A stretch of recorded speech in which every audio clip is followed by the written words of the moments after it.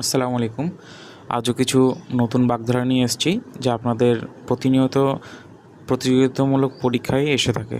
ত খরচ, বাজে খরচ, তালকানা, বেতাল হওয়া, ডক্কা নিনাদ, উচ্চ কণ্ঠে ঘোষণা, ঠোলা পাতি, বনভোজন, ঠারে ঠারে, ইঙ্গিতে, ঠেকামি, চিরকুমারী, টিটি পড়া, দুর্নাম রটনা করা, ভদ্রতার বালাই, সৌজন্য, সাধারণ সৌজন্য, রাঙা শুক্রবার, কোনো দিনই নয়, মৌতাত করা, নেশা করা, মগের মুল্লুক, অরাজকতা, মৎস্যন্যায়, অরাজকতা। শুধু আমি বলতে পারি যে মগের মুল্লুক এবং মৎস্যন্যায় এই দুইটারই বাগধারা হচ্ছে অরাজকতা।